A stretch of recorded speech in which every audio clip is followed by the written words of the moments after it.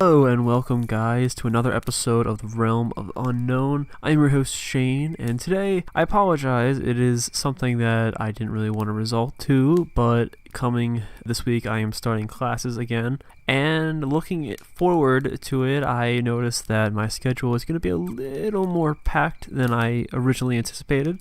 So this weekend beforehand, I'm going to be recording these in advance and going over some stories that are on the Unexplained Mysteries site, like I went over, I believe, 3 episodes ago. I don't know if I'll make this a recurring subject or not. I technically have a title called The Unknown Report as kind of like a placeholder instead of just labeling them as full episodes in and of themselves, because they don't really have the research to back it, and I'm just kind of giving my 2 cents on the articles that I'm reading in real time with the recording. I also wanted to bring up that I am trying my best to get these podcasts and these episodes up onto YouTube.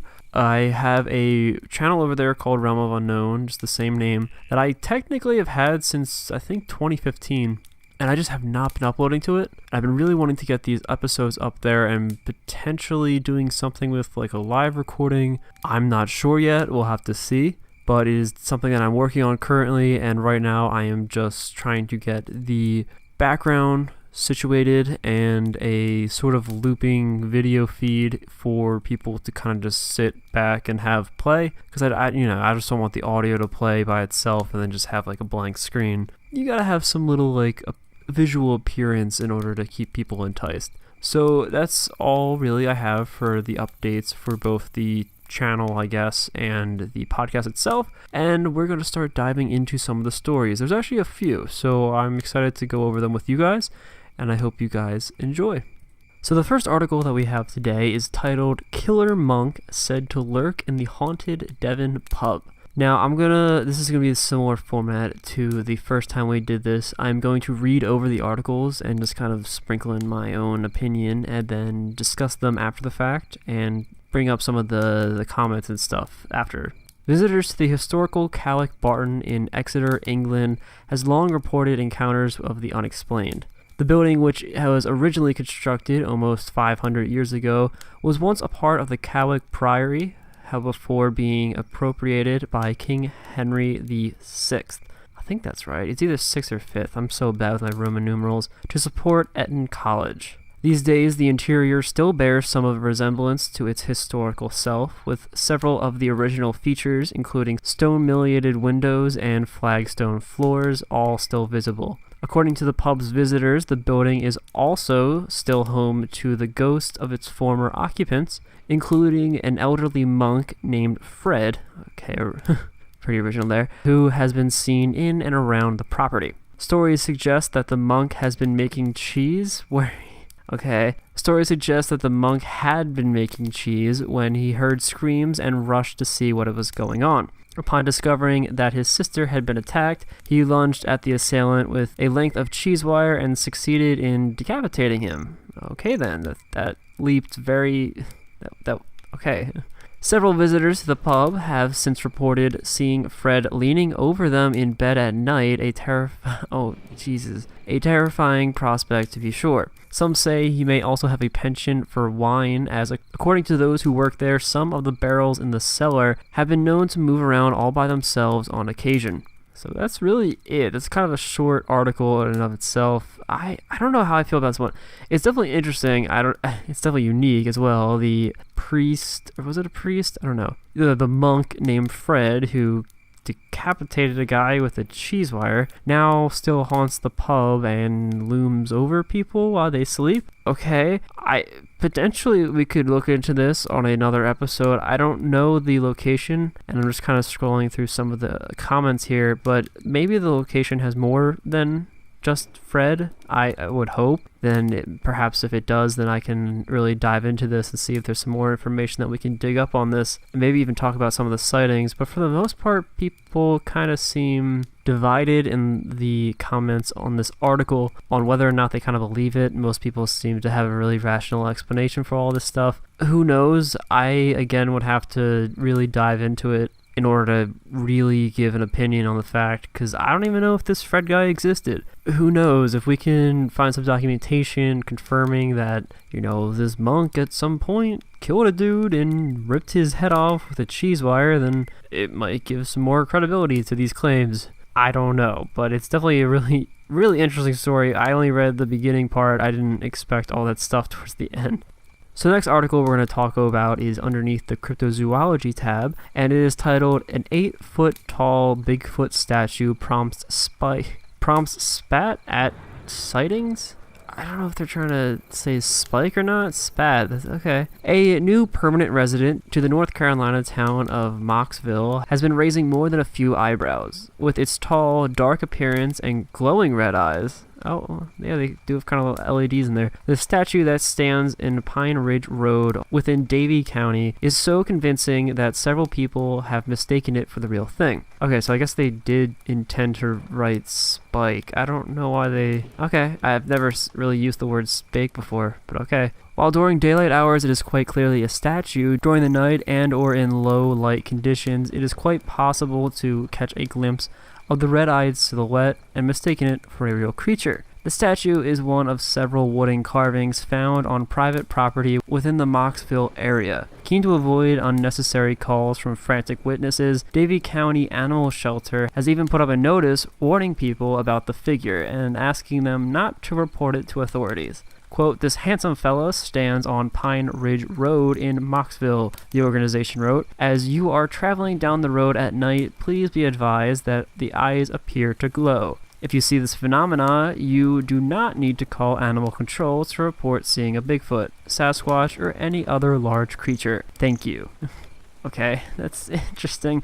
They actually do have a photo of it, and it's pretty big. They have it holding a tree branch as well, and you can vaguely see some details of the eyes, but I don't know, you can't really see them all that much, but I guess they reflect light in some degree, or they are LEDs in there. I don't know. It doesn't even say who constructed this thing either, so perhaps there's like an artist or something that commissioned it for the township, but I don't know, it just seems very odd that they have this just sitting out there in the woods. Maybe just someone did this on their own volition and now it's sitting there, and the comments don't seem to have anything to help clarify that stuff. So unfortunately, I don't know where this came from.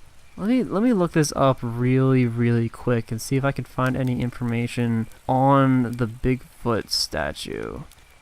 Okay, so I found another article on USA Today that actually states that the statue itself has red glass marbles as its eyes. So the idea that it reflects headlights with passing cars is actually what people are seeing, not there's no LEDs in there. So it's just glass that's reflecting light. And I don't know why the article says that the shelter states that it's on private property in Statesville, but the other article states that it's in Mocksville or so whatever I read. This is a little bit later, and that it's a little bit outside of Charlotte, North Carolina. Though nothing here states who constructed it. I guess whoever owns the property. I don't know. I don't know why they would construct a 8-foot tall Bigfoot. I guess people have their own interests and tastes in art. I don't know. So moving back to stories about ghosts and hauntings, we have something that I believe has been kind of moving around a bit in the paranormal field. This was posted back on Monday of this week on the 7th of January, and it is titled "Beer Glass Explodes on Camera in Haunted Pub." Again, we are going back to England to another pub. There seems to be a lot of haunted ones over there. I guess they're like bars here that are haunted. We have a lot too. CCTV footage from the Salmon Pub in Belford, England, shows a glass spontaneously shattering into pieces. The video, which has so far been viewed over 40,000 times, was shared online by the landlords Michael and Donna Duns, who have been running the pub for the last 3 years. They're quoted by saying, "The glass had been there for about 20 minutes or so, and there was still half a pint in it," said Michael. "I heard that the pub is haunted off of a few people beforehand, which I believe now after this happened." The 3 tables that are shown in the video have been known to be where main incidences happen regarding glasses moving and falling off the table. "We have seen 2 glasses moving on their own, but never anything breaking like this. For sure, the footage does seem to show a glass spontaneously breaking, however it is unclear what the cause of it is. Some social media users have argued that this is a type of thing that actually happens quite regularly. Glasses smash like this in pubs all the time. It's all the washing, hot steam, and chemicals used to sanitize. Best one is when the bottom falls out of the glass, writes Rachel Clamp. Others, meanwhile, remain adamant that it is something paranormal that is to blame for the occurrence. The footage itself can also be seen in this article, so I'm probably going to look over it and then give my 2 cents after I read some of the evidence, and for the most part, or not evidence, some of the comments down below. Some people are also agreeing with the claims that it is simply just the glass itself. Some people stating that a lot of bar owners and pubs have rather cheap glass because they just buy them in bulk and they know that they're going to probably break at some point, so they just have a lot of them. Other people are saying, the frequency from the glass could be blamed on the jukebox or so-and-so. I don't know about that since it's just kind of regular music. I don't know if that can cause glass to shatter. And if it is, then I guess all the glass would shatter. Who knows? I think it's kind of something that might relate back to the claim that just wear and tear over time. But I'm going to actually look over the video and then get back to you guys. Okay then, so I actually watched over the video. It is called Eerie Moment Pint Glass. I can't read the rest of this. If you find it on YouTube or not, just look up pint glass exploding in English bar, I guess. But looking over the video itself, it's actually, I don't know, because there's not really any audio to it, because it's on CCTV footage. And so, okay, to clarify this for an audio-based format, there is a woman sitting at a very small table, and she's talking to 2 people to the table next to her, and there's 3 tables in view, and then there's the bar behind it with 5 people at the bar, 1 person sitting at the back table. The woman is sitting in the middle table where the pint glass explodes, and then there's the 2 people in frame on the closest table, which she is turned looking at. So the woman is inches away. I'm assuming it's her glass because it does have almost a full amount of whatever she's drinking in it, and you can see it when it explodes. It just goes everywhere onto the floor. The weird thing is, though, no one seems too spooked by this by any means. Like, the people at the bar turn around and see what happens. I guess that's a common reaction. You're not actually looking at the source of the sound, so you just kind of turn to see what's going on, get a feel of the situation. But the people that are sitting and having the conversation, the 2 that are looking towards the woman and in the same direction as the glass, don't really have that much of a visible reaction. The woman who is sitting like literally 2 or 3 inches away from the glass itself doesn't seem to have that big of a reaction either. She just kind of turns and looks at it. And to be fair, this clip is only about 28 seconds long, so perhaps something does happen after the fact. But if it were me and my glass next to me exploded, whether it be paranormal or not, I would have reacted a bit more. I'm not going to say I would freak out and shove the table away and jump up, but I wouldn't casually turn towards it either. Like the woman, I would maybe like jump a little. I would be startled because it's a shattering glass next to me. But I don't know how I feel about this. I would definitely need more context. I don't know how this story played out. Perhaps looking into the location itself could, spur some more information on the situation. But it's interesting. It's definitely something I would suggest you guys look out for yourself. And again, it's a short watch, so let me know your own opinions on the matter.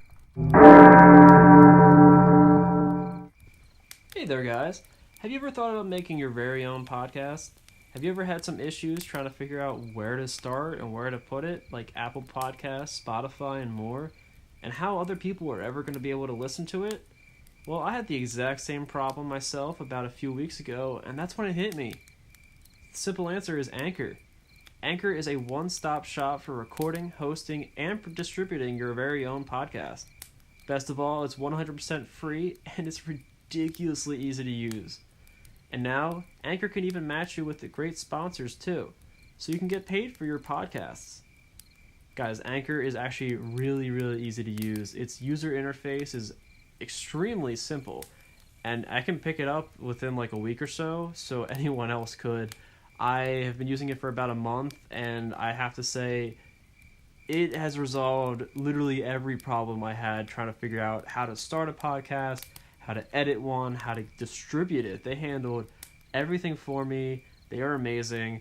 I fully put all my eggs into this basket right now, and I am loving it. I'm loving all of it. If you guys want to join the Anchor community yourself, you can go to anchor.fm/start. That's anchor.fm/start. You can also download their mobile apps on iOS and Android, and you can join me and the awesome community of podcasters that are currently using Anchor ourselves. So once again, that's anchor.fm/start, and I can't wait to listen to your guys' podcasts and for you to join the Anchor community.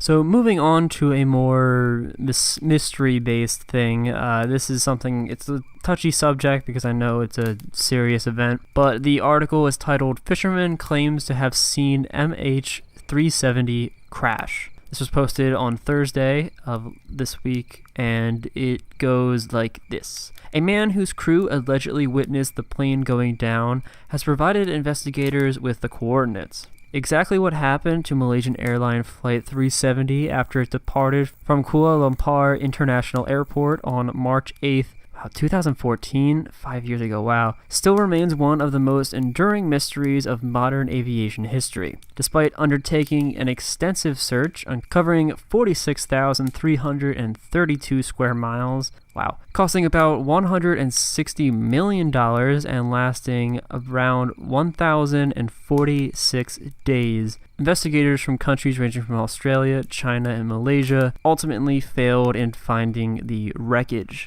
Now, I remember when this happened, I remember following it for a while because, again, it was so mysterious. So it still baffles me that this happened 5 years ago. I wasn't even in college or deciding on where I was going to go to college yet. Now, though, 5 years after the ill-fated flight, Indonesian fisherman Razli Kasmin, I hope I'm pronouncing your name right, has suddenly come forward with claims that he and his crew actually witnessed MH370 crashing into the sea. He stated as saying, "I saw the plane moving from left to right like a broken kite," he said during a press conference. There was no noise, just black smoke as the result of a fire before it crashed into the water. Kuzmin had no explanation for why he waited 5 years to talk about the incident. However, he has provided authorities and investigators with data containing evidence to his claim and the coordinates of the site. Whether this information will genuinely help solve the mystery, however, remains to be seen.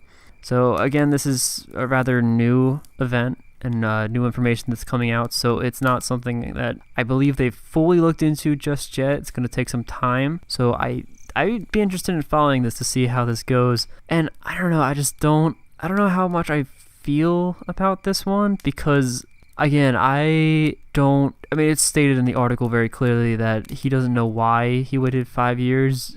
I don't know why either. Perhaps he didn't, I don't know. I feel like if you're in that area and you know, if you even watch or hear gossip, you would know that this sort of thing happened. Plus, it's a plane going down near you. I don't know how I feel about the idea that there was no noise to the claim. I mean, just hearing planes go by, you hear them flying. I know there's like the engine and stuff, but even things that are flying by your head, like a baseball or something that goes near your ear, you hear it, you hear the momentum, you hear the movement of it.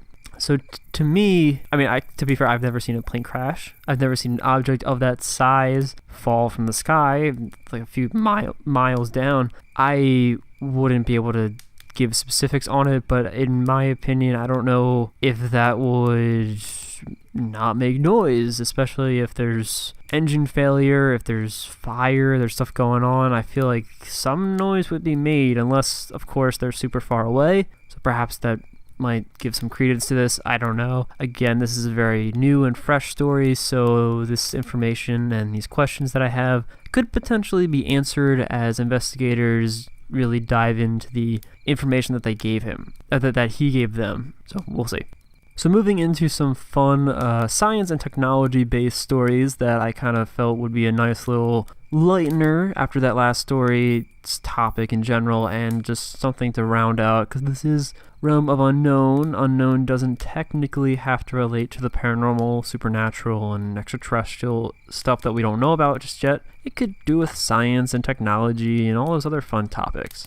So this article is titled Evidence of Life Found in Deep Antarctic Lake. Scientists have discovered the remains of several types of organisms in the lake over 1 kilometer beneath the ice. The discovery has been made by researchers of the Subglacial Antarctic Lakes Scientific Access, or SALSA, project, which, that's actually a really cool name, who recently drilled down into Lake Mercer, a subglacial body of water in Antarctica. Incredibly, by carefully sampling the water, they were able to find the remains of tardigrades, algae, diatoms, and small crustaceans that have seemingly been down there for thousands of years. It is unclear how the land-dwelling tardigrades and fungi managed to get down there. However, it has been speculated that they may have subsided on bacteria within the water.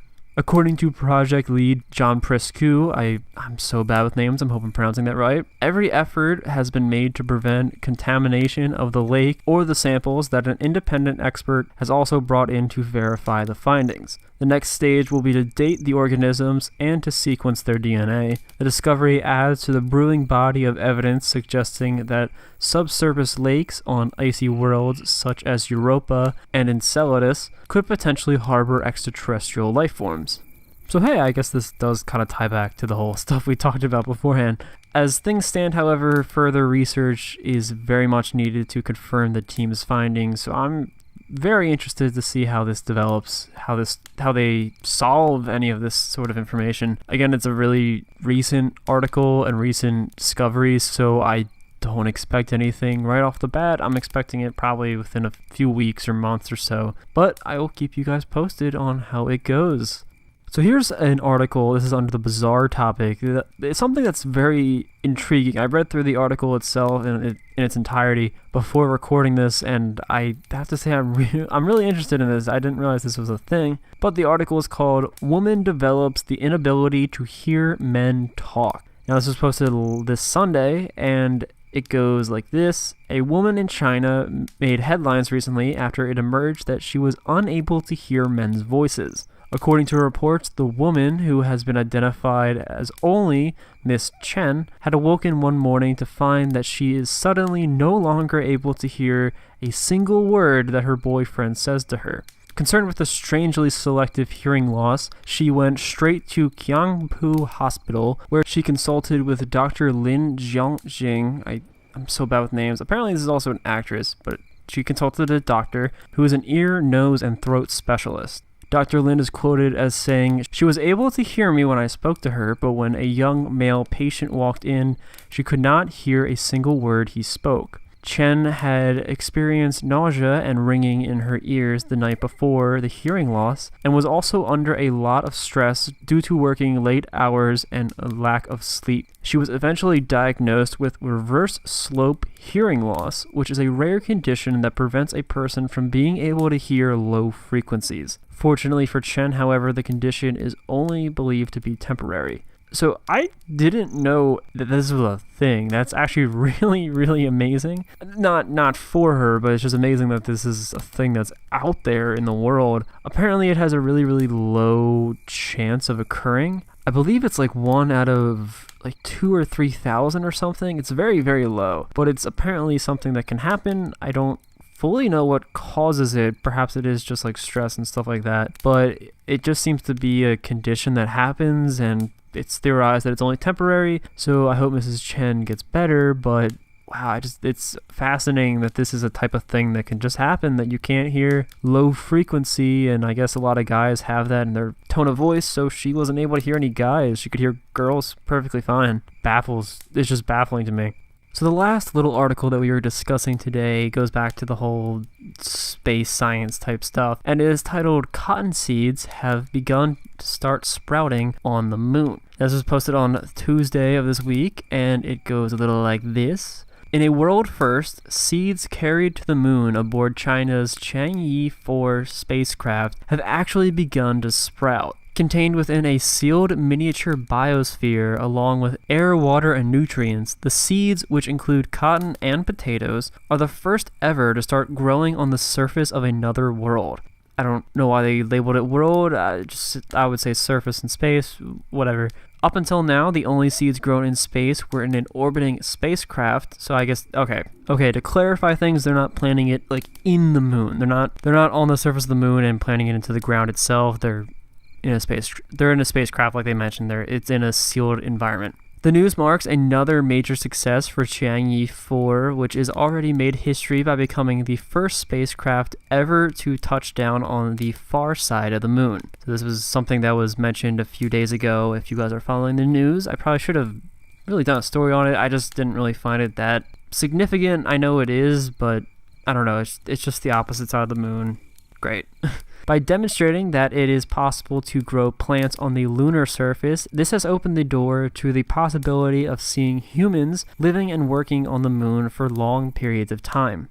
This suggests that there may not be insurmountable problems with astronauts in the future trying to grow their own crops on the moon in a controlled environment, says astronaut Fred Watson. I think it's certainly a great deal of interest in using the moon as a staging post, particularly for flights to Mars, because it's relatively near the Earth. Experiment Chief Designer Professor, these names, I'm sorry, Zi Jiangxin, I'm sorry, I'm just going to say that for now, but I'm terrible with names, was also optimistic about the achievement. We have been given consideration to future survival in space, he said. Learning about these plants' growth in a low-gravity environment could allow us to lay the foundations for our future establishment of a space base. I mean, people have been talking about this type of stuff for years and years and years about having a type of moon colony or moon base. I know there's a whole conspiracy side of things that aliens or even like Nazis and stuff have kind of taken over the moon, or they're in the moon, I think also is another one. But I find this interesting. I never really thought it was possible, but I guess thinking back on it, I believe they have, because they have the whole thing with the orbiting stuff they mentioned already, that plants technically have already been grown in space. I think I read somewhere too that forms of bacteria have also been able to thrive out in low gravity environments. I don't know the full depth of all this stuff. I'm not an astronaut or aerospace engineer or whatever. I don't know the logistics of that sort of information, but I'm interested in learning more, and I'm definitely intrigued on seeing how far we can really push this sort of stuff and push this technology in order to have these closed off little biospheres to grow food and crops and have oxygen supplies further out into space. That could really open up a lot of doors. So I'm interested to see how it goes. I love the idea of space, and I really, really wish we explore it more. I know we are, but I want more because I'm just a nerd for space. But this is definitely an interesting article for me, and I love the idea of this going further into the future. So that's actually going to be it for today. I know it's a weird little video to have, or audio, I guess, in this sense, for the podcast format. But I, again, was been really swamped down with stuff and realizing that I have a lot of things to prepare for. I have to plan out my own individual thesis schedule and schedule for my portfolio alignment. And with that, I'm going to try to find room and schedule in space for recording, research, and all that sort of stuff. At the same time, however, I am currently looking for a new job, and I have to factor that in as well. So I will, during this time, I will really be hammering down backlogging a lot of episodes, just getting things out, getting it done in order to just send them out. The last few weeks has been really rough, not rough, just very difficult because I've been back home. I've got the holidays, the semester's ending, finals weeks, the new one's starting up, graduation's coming up soon. So it's just been back to back to back, having to do a lot of things, handle a lot of stuff, and unfortunately, as this being right now a side little hobby or thing to kind of whet my appetite when it comes to the paranormal, I have to put it on the back burner, which I don't want to do, but unfortunately I have to. But I do have plans for it. Again, as I stated earlier in the episode, I am really, really trying to get this up onto YouTube, onto my channel, Realm of Unknown. I want to be working on the background stuff for it, so I will be trying to get some live stuff going, some podcast episodes up on there. I don't know if I'm going to continue making personal videos on there. I did topic-based ones. Perhaps I will. Perhaps I'll do like a top 5 type stuff like I used to, or just do short little topics or just fact-based videos. We'll have to see. The editing process is a lot more difficult when it comes to videos because it takes like twice the amount of time, and it's just a lot to do. But again, I will be wrapping this up for this episode. I apologize that it's not a full episode and this is an unknown report one, but I hope this kind of holds you over for now. I again will be backlogging stuff. I hope to record 1 or 2 episodes this weekend, so I might have something for next week. I have a few topics that I'm really excited about and I want to get out, so I hope you guys stick around and enjoy them. Again, at this moment, the podcast is on a bunch of different platforms currently, and I believe iTunes has just hopped on to that boat. So finally, Realm of Unknowns is on iTunes. It was technically on there before, but it's on there now, so be sure to go over and check it out there, rate it, leave a review, whatever you guys want to do. I'm interested to see how that platform develops, but otherwise we're on other places like Google Podcast, Anchor, Spotify, and a bunch more, and hopefully YouTube soon. We'll see how that goes. But if you guys want to reach me with your own comments or your own personal stories and topics that you want me to talk about, you can reach me at realmofunknown@google.com. You can reach me at realmofunknown@gmail.com, or you can find me on Instagram and Twitter at Realm of Unknown. I'll be posting some topic related stuff, and I link up the articles and stuff that I talk about over on my Twitter account. Instagram is more so for images relating to the topic, but both are pretty interesting if you want to check it out. Again, it's Realm of Unknown at Twitter and Instagram, and realmofunknown@gmail.com for my email. I hope to see you guys again for future episodes and topics, and I hope you guys remember to stay spooky.